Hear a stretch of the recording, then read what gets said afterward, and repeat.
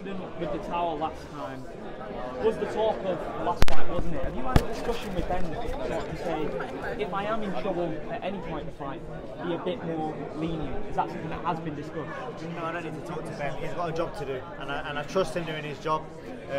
Under the circumstances last time, fighters need to be saved by themselves, because I'd have been there till I got carried out. No doubt I ain't got a quit in me.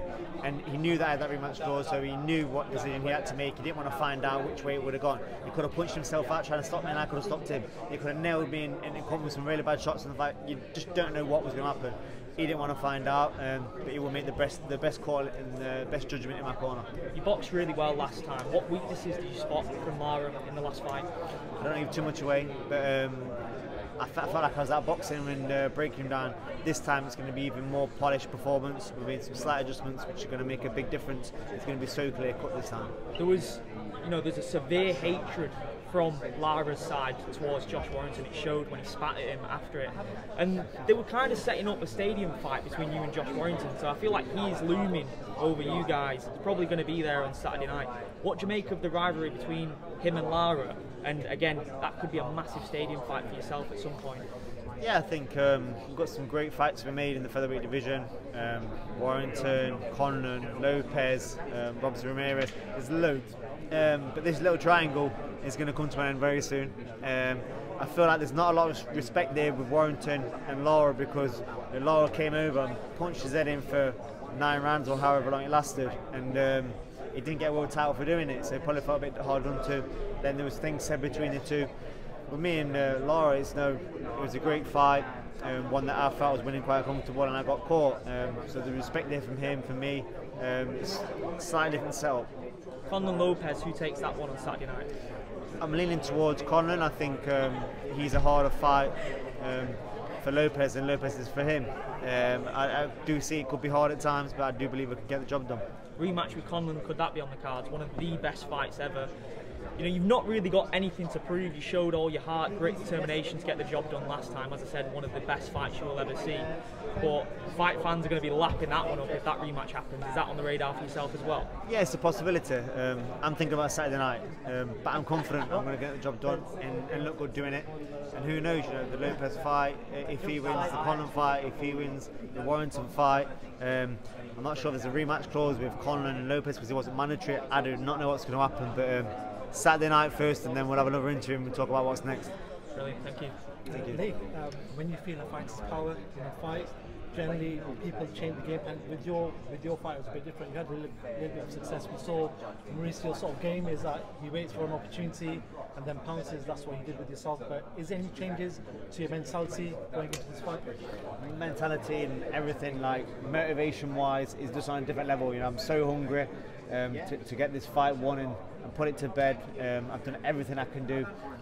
Perfect preparation. That's not just fitness, even though I'm the fittest and the best I've ever looked, the best I've ever felt, but my preparation has been perfect. I know him so well. It's been a year of studying him, and now I've got the information in my style, with his style, and we've made adjustments, we can make it even more clear.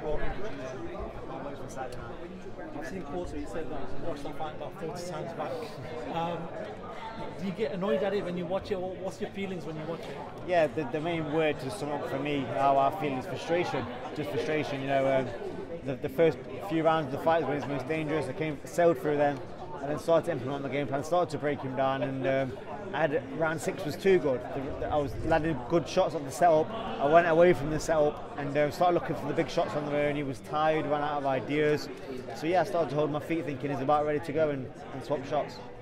Paul Froch is saying you're the new sheriff of Nottingham, saying look, he's backing you, saying you can possibly get the point decision, but you might need a better game plan this time behind the jab. It's a dangerous fight, you could get clipped at any point, but he's got you there possibly for a point decision. Do you agree with the call that you need to be behind the jab a little bit more and sort of watch out for his power? I don't want to give too much away, but Josh Warrington got behind the jab against Lara. It's the wrong thing to do. You can't come out sticking that jab out into London because it's there to slip kind of, and that's what he got nailed with. Don't want to give too much away, like I said, but I don't think it's going to go to points. I really don't. Cheers. What have you made of Lara's body language this week? He looks very confident ahead of the rematch. What have you made of how he's appeared so far? I don't really read into that much. I'm just so tunnel vision on what I need to do and what he's like on fight night. I don't really need to read into what he's like when he's not in the ring.